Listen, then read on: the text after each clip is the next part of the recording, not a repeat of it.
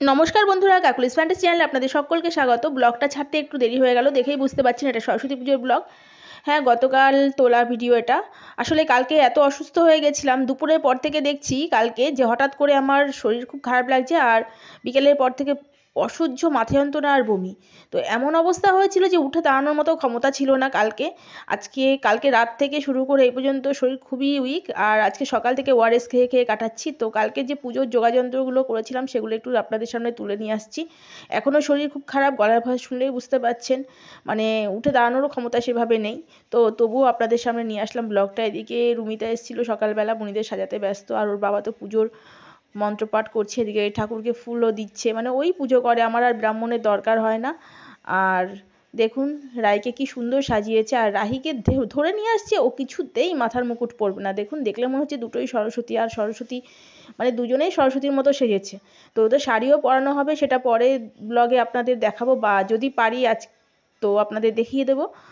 আর এই দেখুন আমি অঞ্জলি দিচ্ছি, মানে অঞ্জলিটা শেষ হওয়ার পরেই আমি অসুস্থ হয়ে যাই। ওর দাদাইও এসছে, মানে আমার শ্বশুরমশাই, উনি পেছনে দাঁড়িয়ে আছে, উনিও অঞ্জলি দেবে, দিয়ে আমার মনাদের উনি হাতে খড়ি দেবে। কারণ আমি বলছিলাম যে ওর বাবা বলেছিল যে শুরুতেই যে তাহলে আমি হাতে খড়ি দিই, কিন্তু আমি একদম রাজি হইনি। আমি বলেছিলাম যে মামার কাজ মামা করেছে, সবার কাজ সবাই করেছে, এটা দাদাইয়ের কাজ, দাদাই হাতে খড়ি দেবে, সারা জীবনের একটা স্মৃতি হয়ে থাকবে। আমার মনারা যখন বড় হবে, উনি যখন না থাকবে, তখন এটা দেখাবো।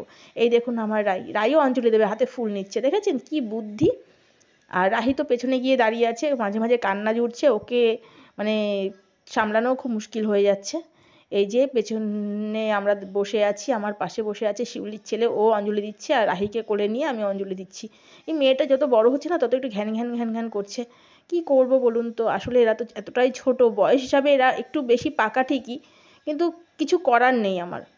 আর পুজোটা খুব বেশি বড় করে করিনি, এর পরের বছর করব, কারণ মনারা এতটাই ছোট যে আমার পক্ষে এখন সেরকমভাবে করা সম্ভব হয়নি। জাস্ট হাতে খড়ি দেওয়ার জন্যই পুজোটা আমি করেছিলাম, আর তাও যতটা পেরেছি আর কি করেছি। এইবার পুজো প্রায় শেষের দিকে আর কি, এটার পরেই হবে হাতে খড়ির পালা। এই অঞ্জলিটা দেওয়ার পরেই মনাদের হাতে খড়ি দেওয়াবো, আর এবার থেকেই আস্তে আস্তে পড়ানোটাও শুরু করব।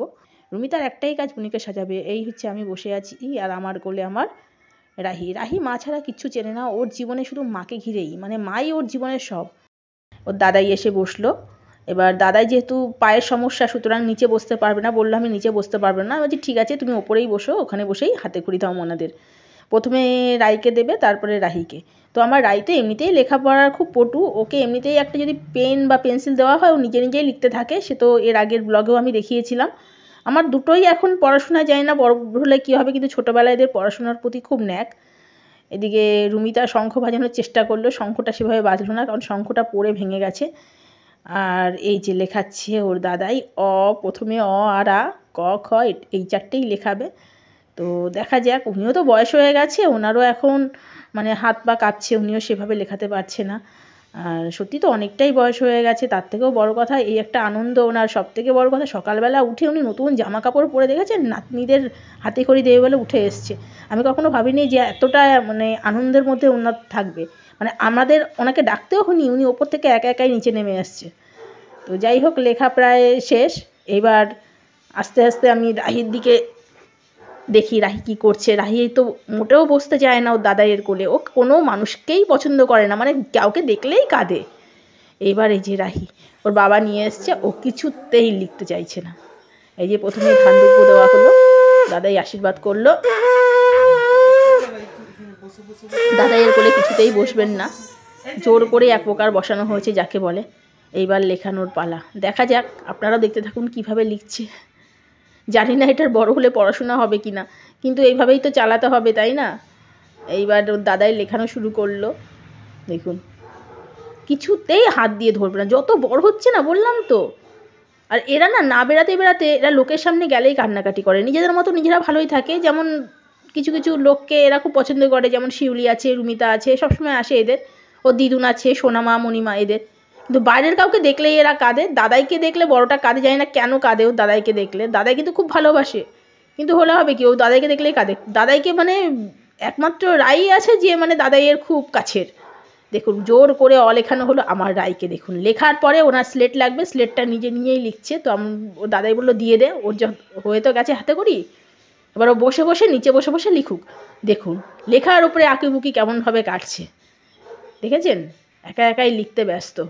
রুমিতা যত বলছে আসো তোমাকে পড়াবো, কিছুতেই পড়বে না, ও এখন বসে লিখবে। তো রুমিতাও বলছে যে আসো তাহলে অওয়াটা পড়িয়ে দিই আজকের দিনে, না ওরা কিছুতেই পড়বে না। আমার রাই দেখুন এবার আস্তে আস্তে দিদিভাইয়ের দিকে যাবে। স্লেটটা ওই দেখুন আবার মুছতে হয়, ওই দেখুন পেন্সিল নিয়ে স্লেটের ওপর দিয়ে টপকে চললেন ও দিদিভাইয়ের কাছে বই পড়তে। আর পুজো প্রায় শেষের পথে, ওর বাবার কোলে দুজনে গিয়ে বসেছে। এতক্ষণ তো বসতে পারেনি, এখন গিয়ে বসলো ওর বাবার কোলে। বাবা পুজো করবে কি, মনাদের নিয়েই ব্যস্ত। আর একটা জিনিস দেখায়, এই দেখুন দুই বোন শাড়ি পরে, দেখেছেন রুমিতা শাড়ি পরাচ্ছে আর দুই বোন দেখুন মানে কি আনন্দ শাড়ি পরে। আর ভালোও লাগছে শাড়িগুলো, তাই না? একটা লাল একটা হলুদ, এটাও লাল হলুদে ওটাও লাল হলুদে, মানে দুটো কালারই লাল হলুদ আছে আর কি। তো এই শাড়িগুলো আমি দুর্গানগর বাজার থেকে নিয়ে এসেছিলাম। ভেবেছিলাম যে ঘাগরা নিয়ে আসবো, পরে ভাবলাম না শাড়ি নিই, তাহলে পরতে পারবে মাঝে মাঝে। আর ওদের শাড়ি পরার খুব নেশা। দেখুন কিভাবে নেচে বেড়াচ্ছে দুই বোন। দেখুন আমার রাহি দৌড় ছুটতে পালালো, পেছন রাই। ভালোও লাগে, তাই না? এদের মানে সত্যি কথা এই স্মৃতিগুলো চিরদিন আমার কাছে থাকবে।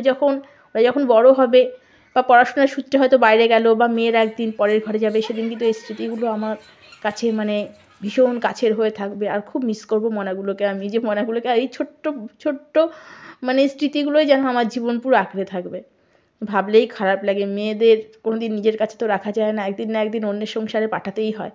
তো আমাকেও সেই মনটা শক্ত করতে হবে যে আজকে আমি যাদের মানুষ করছি, নিজের মানে মাথার ঘাম পায়ে ফেলে যাদের জন্য সব কিছু করছি, তাদের একদিন মানে অন্যের কাছে, অন্যের সংসারে গিয়ে তারা একদিন মানে অন্যের সংসারটাকে আলো করে থাকবে। যাই হোক, কিছু করার নেই, এটাই নিয়ম। আমিও এসেছি আমার বাবা মাকে ছেড়ে, আর ওরাও যাবে আমাকে একদিন ছেড়ে শ্বশুর বাড়িতে। আজ তবে এই পর্যন্তই রাখছি। নমস্কার।